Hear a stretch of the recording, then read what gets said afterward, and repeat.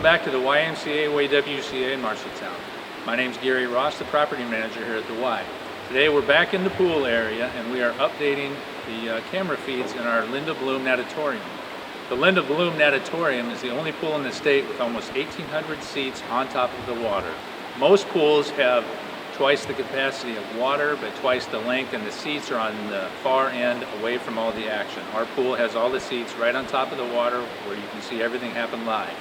But today we're working on updating our camera feeds, putting in 2 hand tilt zoom cameras to update our streaming capabilities and help the experience for the parade of athletes and things like that. And 1 camera over the diving well so we can capture the start and finish as well as the diving action when we have the Girls State High School swim meet. For more information, you can contact the YMCA WCA at 641-752-8658.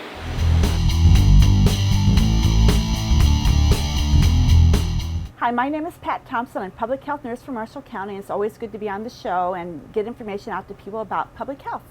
And like I've said every show for about a year, or not quite, that COVID is still here. It hasn't gone away, and we're still having to do all those things that we started out doing in the beginning, plus more. So I'm going to get this off my list of things to say in the beginning. So we're not done. We're still going to have to keep doing the things we've been doing. Please continue to wear your mask or facial covering, cover your cough, stay home if you're sick, only leave your house for essential services, and what was the last? Let's see, wear your mask. And social distance, please. Yes, thank you. Craig just filled me in on that. Social distance. Be sure to stay away because it's all about breathing each other's air.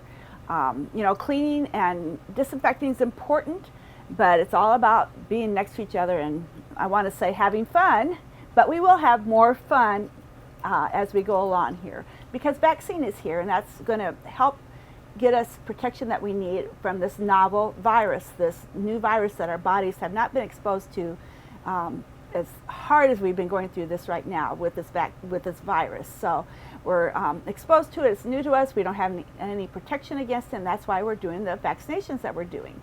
We know right now there are 2 vaccines, Moderna and Pfizer, and either one of them has high efficacy rates, and so it has high protection, and also they are both equally safe and good to use. So if you have a choice, don't hold off, get your vaccine when you get an opportunity. Now, the hardest part of my job has been these last few weeks, and this is hard, is I just can't talk to everybody. I want to. I enjoy it.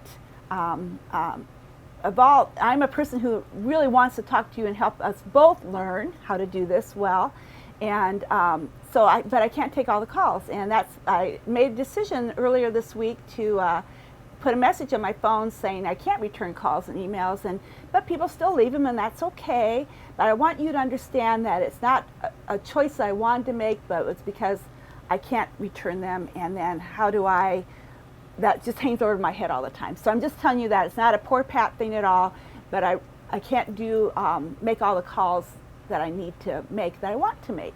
So one thing I want to tell you is that at some point everybody will get the vaccine. It will be available. We'll probably just be begging people, come on, get your vaccine, and still encouraging people to do it. So there will be plenty at one time. Right now there isn't. It comes in little amounts to me. And as soon as I think I have it figured out exactly when it's going to come, that changes. So, those are the questions. When are you getting your next batches? I don't even know when I'll get the next batch or the doses of the vaccine, and I don't know how much. So it's just kind of waiting to find out. And believe me, we are ready to go. We know how to give vaccine. We can give it vaccine. We have the capacity. We have the capability. We just don't have the vaccine. So when it gets here, we get it out so people can have it. And some days people are happier and some days they're not. But it is what it is right now. So know that vaccine will be available. Currently, the doses I do receive have to be divided 50-50 between essential workers and age of the population. And actually, we can start at 65 and greater, but clinics have made a decision to start with our oldest people first, 100 plus. age groups in the 90s, 80s, and 70s on down. So that's how they're working it right now in the clinics. There is no vaccine available in public health. I don't have any. I don't have a list. So just trust that your healthcare provider, they know who you are. I know that. I talk to them. They know who you are. They've got an eye on you. They're looking at vaccine, and when a dose is available for you, they will contact you and let you know that. I know if you go to certain websites, like they say, please go to our website and read what's going on. Sometimes it doesn't look like there's much change on the website, and that's true because not much has changed yet. So please check it and look. If you don't have a website, trust that your healthcare provider will contact you, please. I'm going to ask you not to shop around for an earlier dose, because I find that people are, well, if I can get it here, get it on this list and that list, just stay with your healthcare provider, relax, they will get to you, and there's no other list in Marshall County, so it's not necessary to call me asking to be on a list, because there is no list, okay? I just have to say that. And also, we'll get to you. Keep doing the things you've been doing. And I ask you to do that because after you have the vaccine, you still have to keep doing the things you've been doing to decrease your risk of contracting the virus, all right? And our healthcare providers also know that not everybody has a computer, okay? So that's where I ask you to trust, and that's kind of hard, I know, but do. Essential workers, for the other 50% of the allocation that I get, is going to be given to, first of all, sheriff, law, sheriff, law, fire, those types of professions that need to be protected because they take good care of us. EMS, there's some emergency management people that have not, emergency medical services people, that have not received their vaccine yet, and just let me know on that, because that's not intentional, it's just, but it's happened. And nothing is intentional, because we want to take good care of everybody, okay? So please let me know. I do have a voicemail that says I'm not returning calls asking these questions about eligibility or availability, but if you're someone who is in a system that I need to talk to, not that I want to talk to you, I want to talk to you, but that I need to talk to, I will call you back. So leave a message if you're one of those groups, okay? Because then I'll know to call you back. So actually next in our group of people is educators. And we know how important that is, and we want to get vaccine there, and it will be given. It will be given. We have plans in place. When we get the vaccine, guess what? It'll start. And people ask me, well, how soon will I have time? Yes, you'll have time to get ready. Yes, we'll help you with that. It's going to be a well-planned procedure, execution of getting the vaccine out. Is that the right word? I'm not sure, but the idea is that there are plans when we have the vaccine. And if there's limited numbers, that means we can't do everybody all at once, so we'll be looking at categories, but that's already decisions that are being worked on and really determined. Is when push comes to shove, we're ready to go. So get the vaccine here, right? That's what we need. So at this time, spring's coming. It's going to be, I looked it up, March 20th, which seems early. March is spring, wow. But we're getting there, and it's not far away, and we're going to be looking toward nicer weather and more opportunities to be outside, and that'll actually help with our social distancing to be outside. We made it through the winter practically. We're practically done. 6 weeks, we're done with winter, and as far as it goes. That doesn't mean we won't have a snowstorm here and there, because it does happen. In fact, I'm thinking of taking down that cute little sign that says "Let it snow," and there's several of those around town, I'm sure. Yes, I'm thinking about just taking that down, because we're ready to move on, aren't we? But one of these days. The days are getting longer. And our days, oh yes, Craig reminded me, and I noticed it so much. Our daylight is longer, and that is so good for our spirits. In fact, it's time to actually enjoy that and pay attention to the longer hours or minutes of daylight, minutes, I guess, because it doesn't take long before it starts going the other way again, which is, I used to wait till June. Okay, great, the days are longer. Well, it ends in June actually, or they start shortening up again the third week in June roughly. So now's the time to start enjoying having light longer during the day, because that's good for us. It makes me feel better. I like opening up my blinds and having light come into my house because it's important. So another thing I wanted to tell you about is that there is a website at the Iowa Department of Public Health, and it's the address is coronavirus.iowa.gov. And Craig's the one that pointed this out to me. He said you might want to recommend people take a peek at that. It has information about the total doses administered in Iowa and in each county, and it tells which vaccine was used and those types of things. And you'll see sometimes what looks like a discrepancy, and it's just reporting lags that happen. And actually, as we give vaccine, we are required to record that in the Iowa Department of Public Health immunization area within 24 hours that we gave vaccine. So you can see where a lag could be there if it's done at the last of 24 hours or whatever. But doses are being given, and they're being recorded and reported every day. And so that we work hard to get it going. When I have an allocation and the vaccine arrives, my job is to get it to people, the healthcare providers and workers who are getting the vaccine out, so they can get busy and get their work done. And they like that, and it works. So, but anyway, that website might be something you're interested in. Just remember that nothing is, it's not real time, so you have to pay attention to that. And because I get questions, well, what about this? Well, you know, I know what's happening here, and we're doing a great job of getting vaccine out. And nothing thrills a healthcare provider more than to have vaccine come into their space, and so they can use it and get busy with it. So anyway, I want to invite you to hang with me, hang out with me, hang with me, stick with me as we get through this, knowing that we won't be done yet. And you know, the stories of changes and mutations of the virus, which we've talked about for years with seasonal flu. That's why we have to change it. You have a new vaccine every year is because of mutations that happen, and it's happening with this virus right now. Darn it. But it will get a handle on it. I know there will be more vaccinations in the future against this virus. We're still giving H1N1 vaccine. That's included in the vaccine that we give for seasonal flu from 2009. So I know that this one will continue in some form to be a vaccination that will be needed. So but once and done is not going to happen. But that's why we encourage people to get their vaccine. They're looking at a vaccine too that is just a one-shot series, or one shot, and that's my dream vaccine. Okay, because then it'll have better compliance, and we won't have to worry about people coming back. So if you've had your one shot, you haven't completed your series of 2, please do that.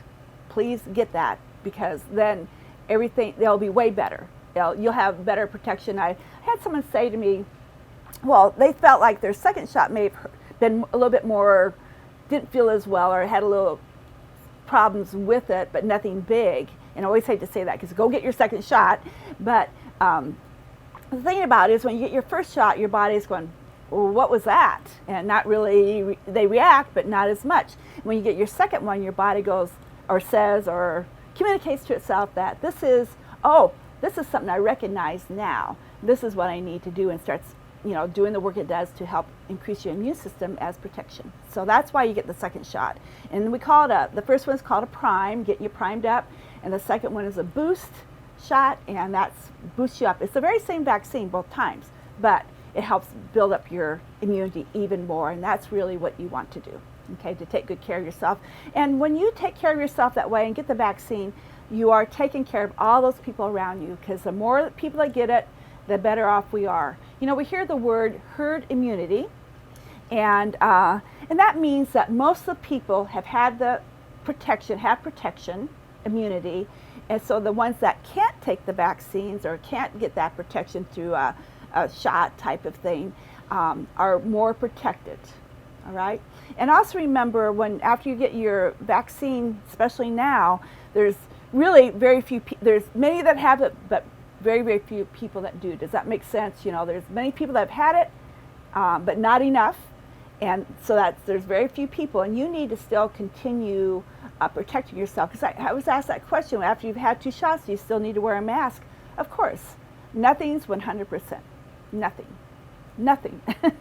I've said that for years, and that's why you still continue with the activities that you're doing. As hard as they are, we're looking at graduations, we're looking at all kinds of things that are going to be happening this summer. Even the state fair has plans, and gee, that sounds nice to me, but I'm not convinced yet that I will be going, and I love the state fair. So, but that's where you have to make individual choices and make a decision on how you want to take care of yourself and the people around you, and make a decision on where you want to put yourself, where you're putting yourself as far as potential exposure.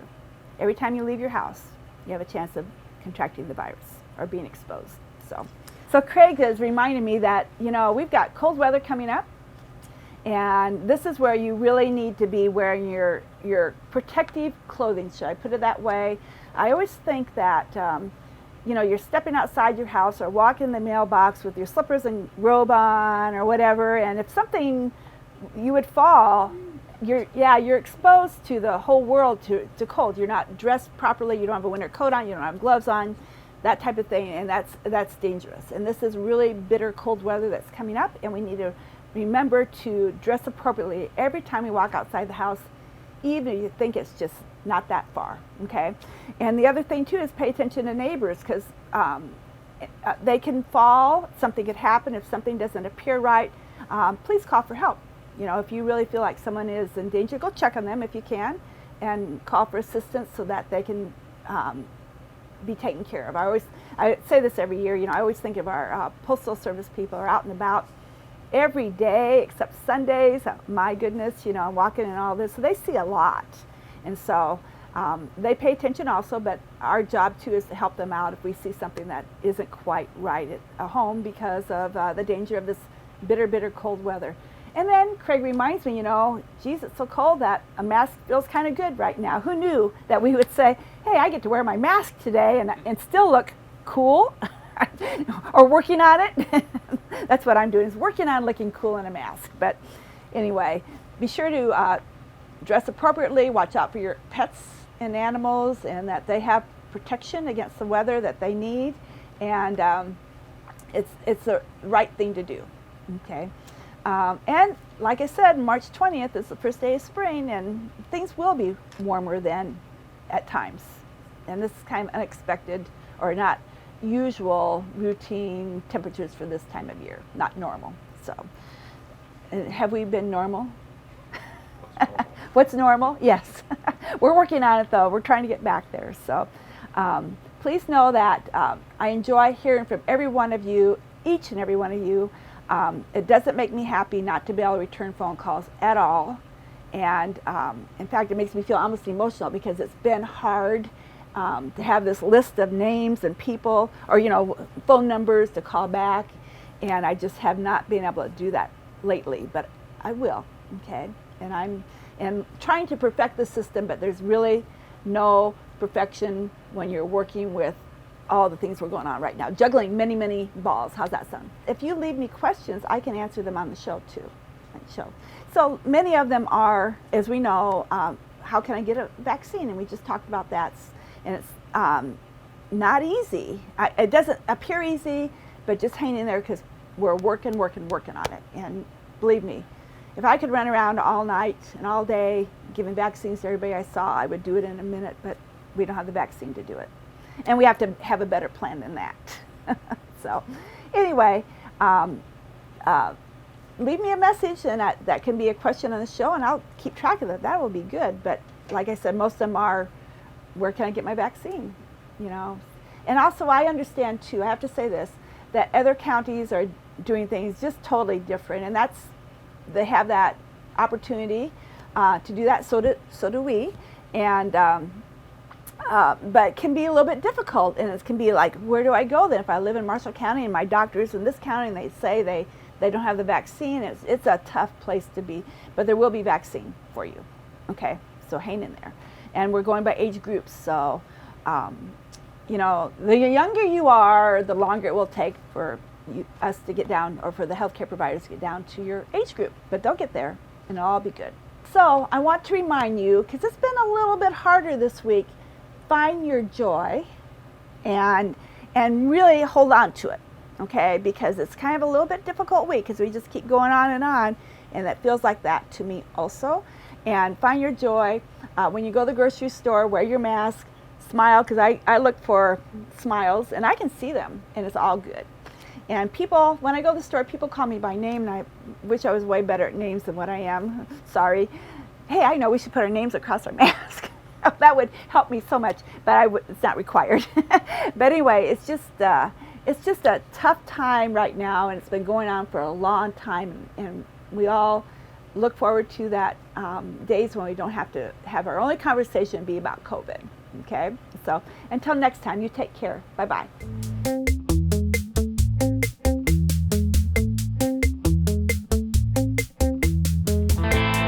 The housing thing is really getting exciting in town here.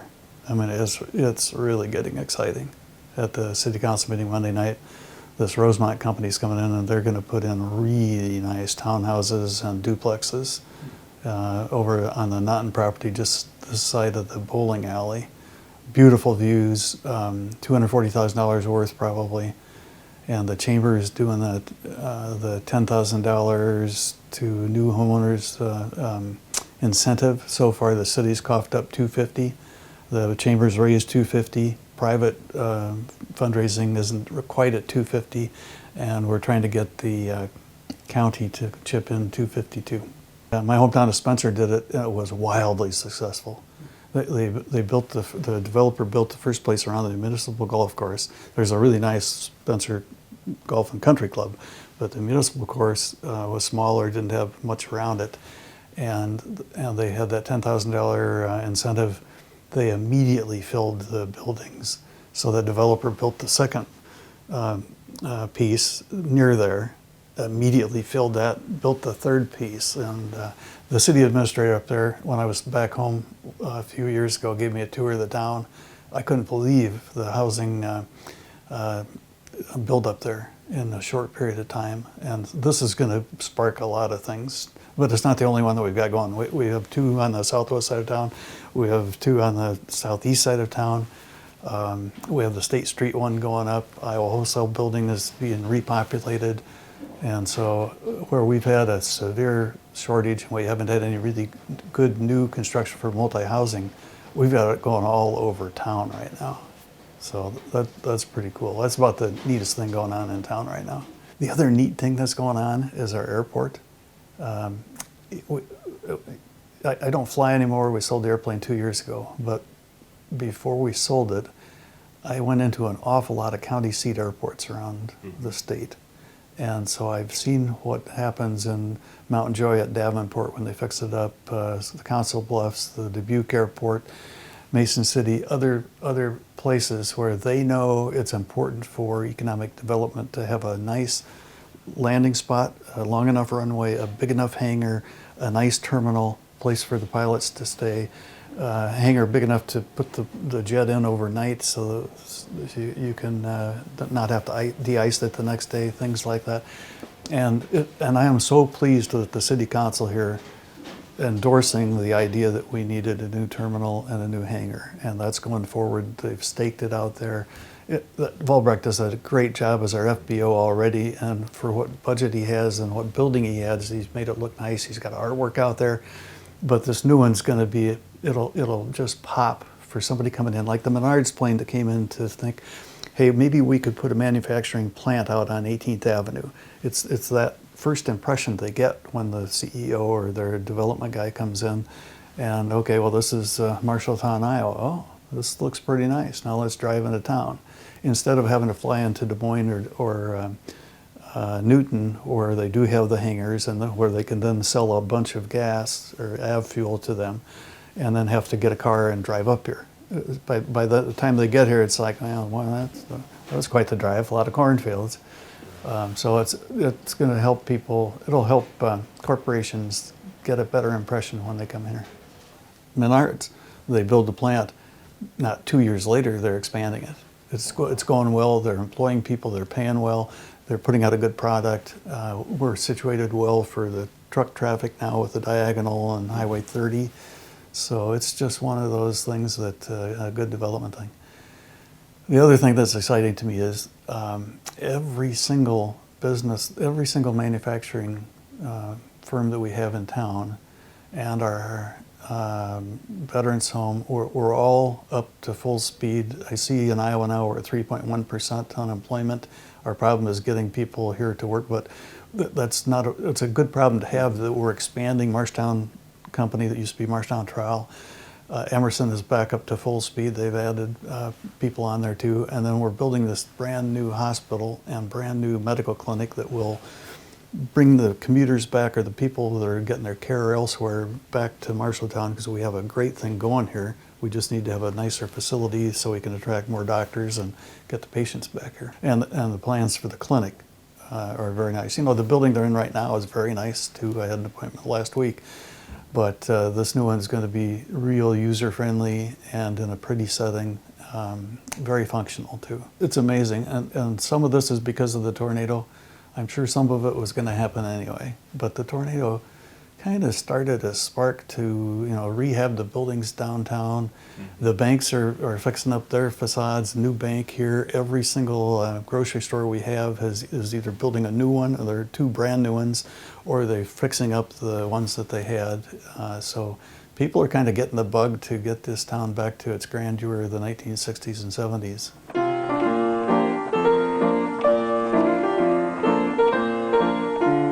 Hi, I'm Michelle Roseborough Halverson with the Historical Society of Marshall County. Long time no see, everybody.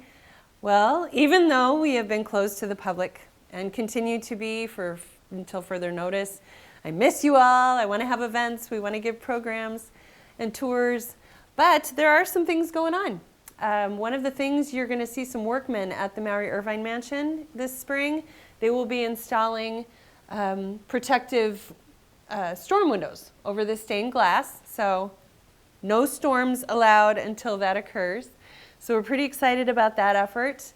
The other thing that's been happening is, after the tornado, the Conservation Center in Chicago, which is also currently taking care of the Fisher Governor Foundation collection of Impressionist paintings, took all of our tornado-affected material out of the Sauer House and primarily the museum, and finally, all of that is home. It's in safe storage.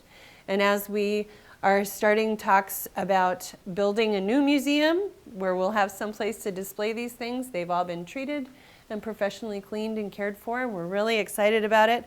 Although I don't have anywhere to put this country school curtain. If anybody was at that program or happened to see that in the museum, it's quite large.